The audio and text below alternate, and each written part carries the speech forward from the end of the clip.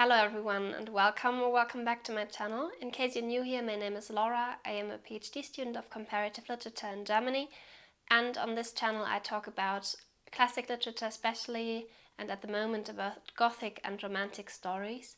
And today I want to talk about the Ghost Story Challenge, which was posed by the poet Lord Byron to Mary Shelley, the author of Frankenstein, and also Percy Shelley, her fiancé, and John Polidori, the doctor of Lord Byron. And I just firstly want to ask what brought the four of them together and what is the Ghost Story Challenge about, and then tell you about the stories that emerged from this Ghost Story Challenge and tell you my opinion about them. And in the end I've got a little surprise for you, so stay tuned until the end, please. So at first I just want to talk about the circumstances which brought the four people together. Actually, they were even 5 people.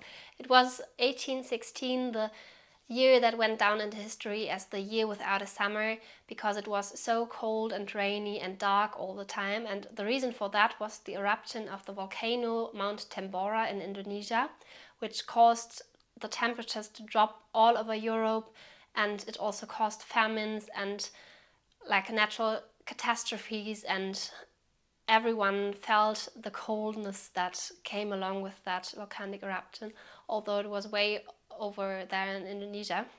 And in this year, Mary Shelley traveled together with her stepsister Claire Clairmont and her fiancé Percy Shelley to Switzerland, especially to the Lake Geneva. And there they met the poet Lord Byron, who was traveling together with his physician or doctor, who was called John William Polidori. And Lord Byron was renting a villa called Villa Diodati. I will blend in a picture here, which is a very beautiful villa, I think.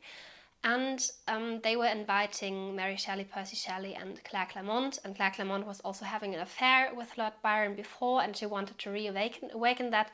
And that's why she tried to bring the people together, so she could reawaken that love, that romance.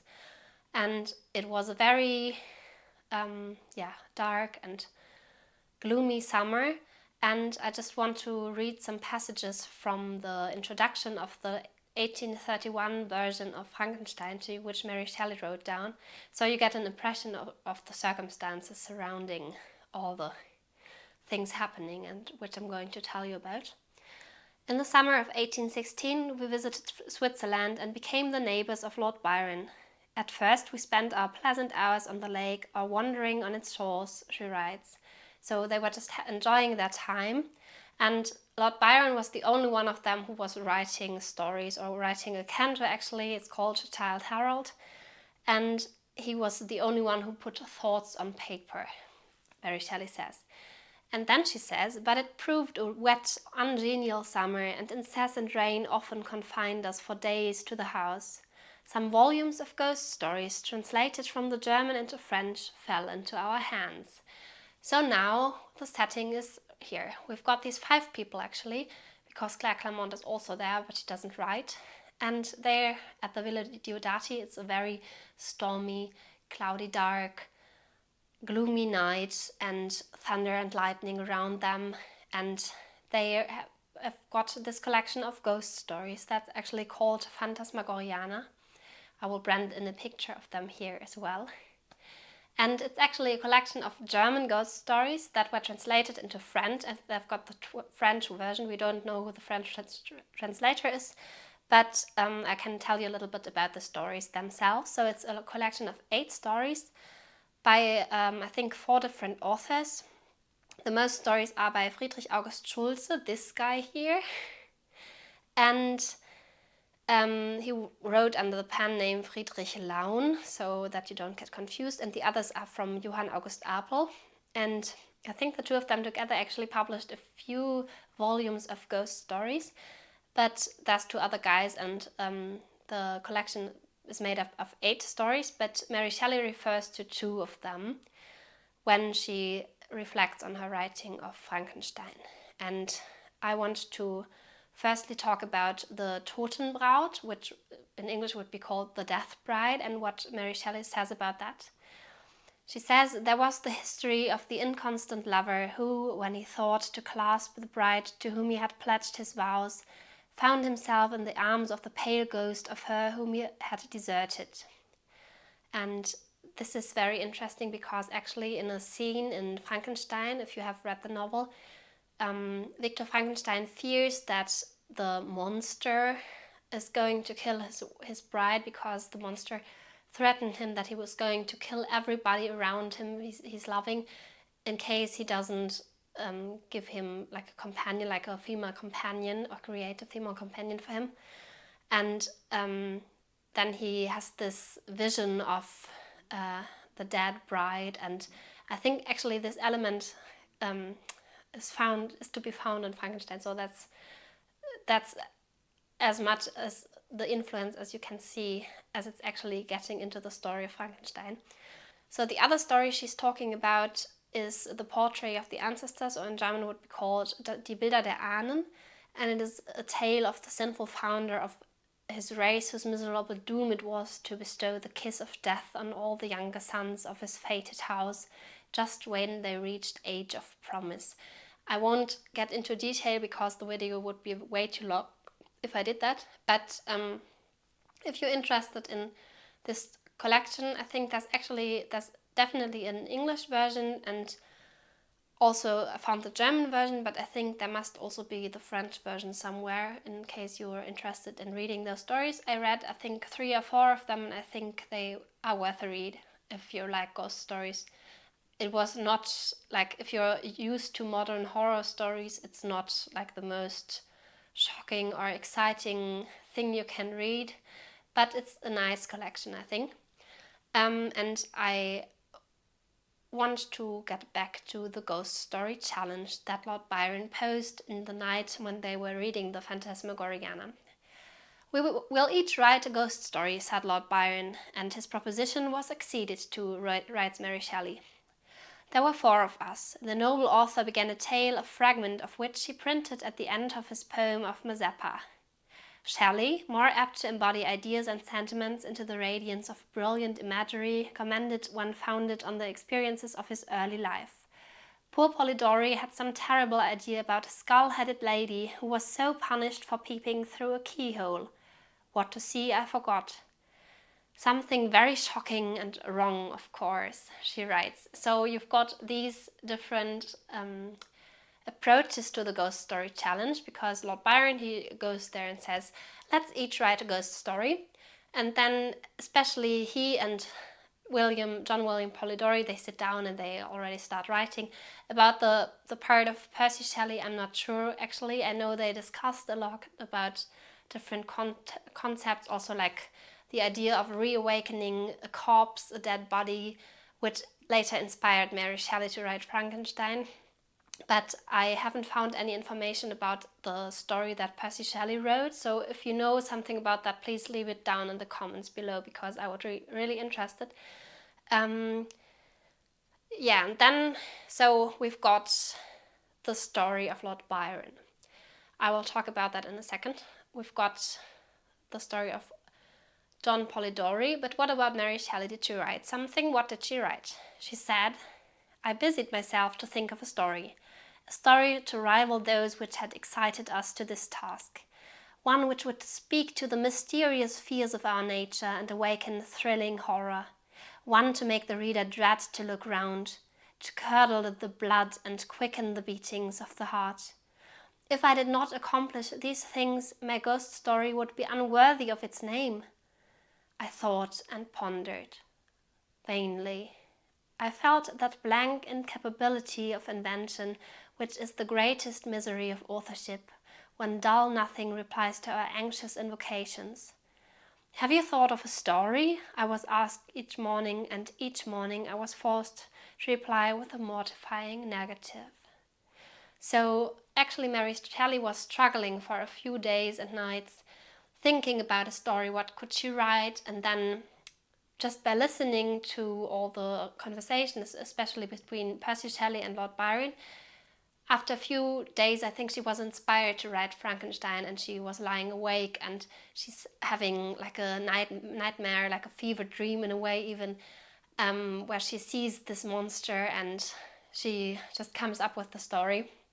And As you know, it's like one of the most important Gothic stories in the whole classic literature corpus. So that's really, really great. I think what she did there. Frankenstein is one of the best novels I know. It's perfectly written and it's like a grappling tale. It's really exciting. It gets you going. It's lovely written. So give it a try if you haven't read it yet. I also want to talk about the other story. So Mary Shelley took some time after they were staying at the Villa Diodati at the Lake Geneva to write the whole manuscript of Frankenstein. I think she published the first version sometime in 1817, so the year after they stayed there, after the year without a summer. But there were also the story of Lord Byron, which was called Fragment of a Novel. It's also known just as a fragment or the burial of Fragment. And it was one of the first stories in English to feature a vampire theme, actually. The narrator travels together with an elderly man called Augustus Darvel to Eastern Europe, and they just travel around for a while, but Darvel is very ill and his illness gets worse and worse, and in the end he dies, and his face instantly blackens, which is interesting to read. It blackens into decay, and afterwards he's going to be buried, but before he dies he makes the narrator swear that he doesn't tell anybody about his death. And I think it's a little curious, because why does he do that? Why does he ask him not to tell about that? And here the story stops. Lord Byron didn't finish the story, so it's just a fragment, and actually he didn't even want to get it published, but I think the publisher of his poem Mazeppa just published it without asking him, which is a little weird, and the story doesn't end here. So John Polidori, his doctor, he he was inspired by the story, so he said that Byron must have intended to have Darvel reappear alive again as a vampire, but he did not finish the story. So Polidori's account of Byron's story in a letter to his publisher in 1819 indicates it depended for interest upon the circumstances of two friends leaving England, and one dying in Greece, the other finding him alive upon his return and making love to his sister. It's kind of strange, isn't it? Just this idea. But actually John Polidori must have been inspired by that idea, that like a vampire, like dying, then reawakening and making love to the sister of his friend. Why not? In The Vampyre, which is the story that was written by John Polidori,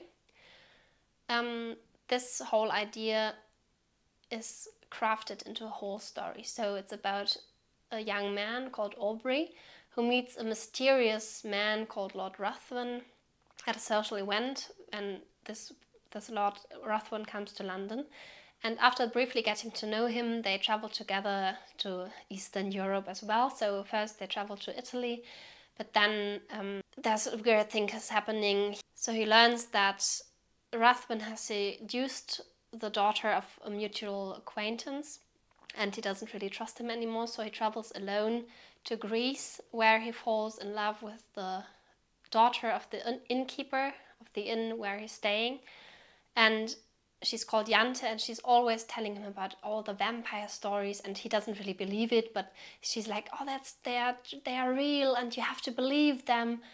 And after a while Jante is killed, and she's found with her throat torn open, and the whole town believes it to be the work of a vampire. But Aubrey does not make connections to Lord Ruthven, but Lord Ruthven comes into the area shortly after. What a coincidence.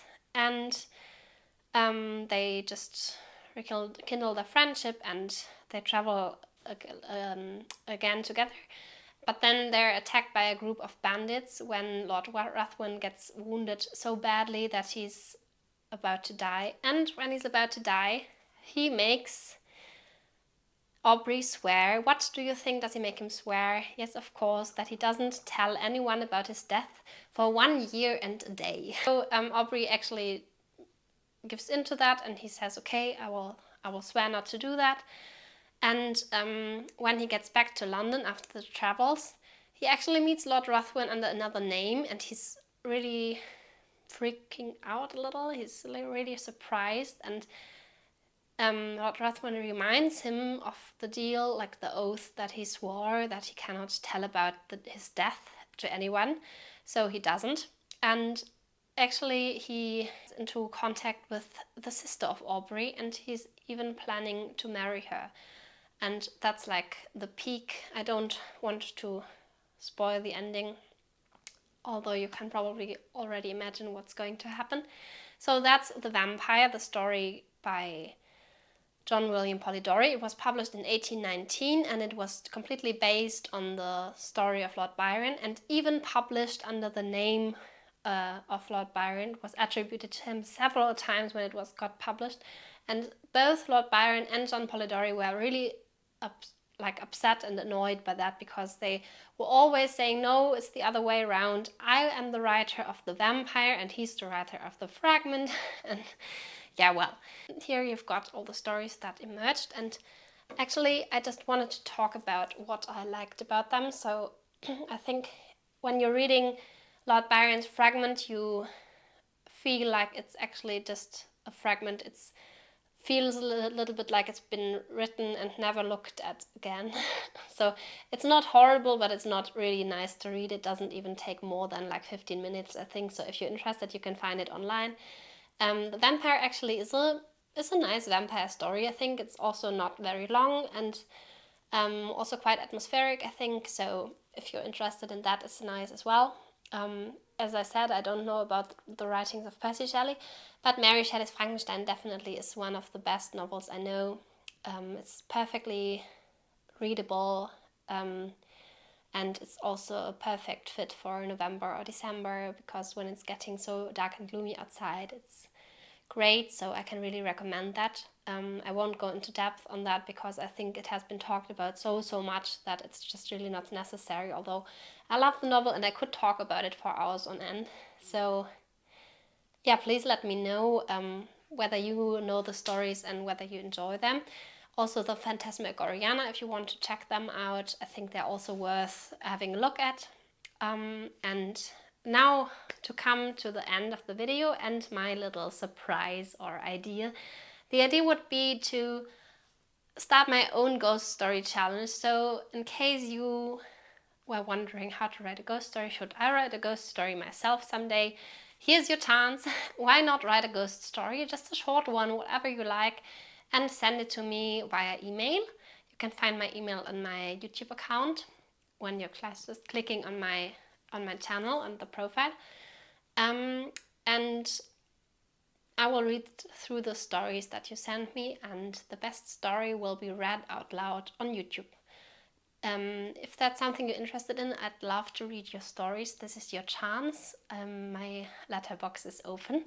So why not take the chance and write your first ghost story, or maybe you're even a experienced ghost story writer. I don't know. I think the time is perfect. It's November. It's grey and dark and gloomy, and the perfect setting for a ghost story. So why not get inspired by your surroundings and just start the story. I hope you enjoyed the video so far. I hope you got an impression of the Ghost Story Challenge and the happenings at Villa Diodati.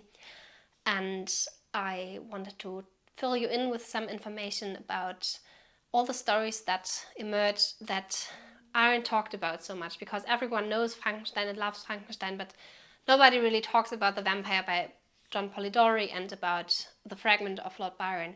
So yeah, that's what I wanted to do in this video. I hope you enjoyed it, and I'd love to see you in my next video. Bye bye!